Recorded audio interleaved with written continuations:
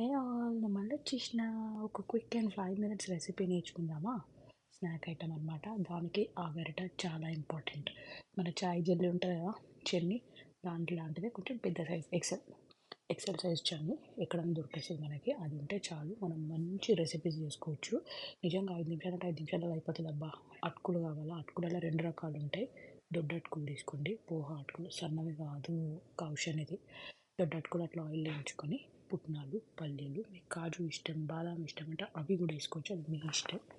So ఇవన్నీ ఇట్లా roast లాగా, ఆయిల్ లాగా ఫ్రై చేసుకొని, ఉప్పు, కారం, పసుపు, ఒకవేళ మీకు నచ్చితే చాట్ మసాలా కూడా వేసుకోర్రి. ఇట్లా డ్రైగా కాకుండా కొంచెం మెత్తగా తినాలి అనుకుంటే కొంచెం ఉల్లిగడ్డ కట్ చేసుకొని, నిమ్మకాయ పిండుకొని అప్పటిదప్పుడు తినర్రి. కట్ చేసుకొని ఉల్లిగడ్డ అయితే వేసుకోకండి, ఖరాబ్ అయిపోతాయి. అప్పటిదప్పుడు అయితేనే బాగుంటాయి. అంతే, quick mix, it's all done. That's it. Bye.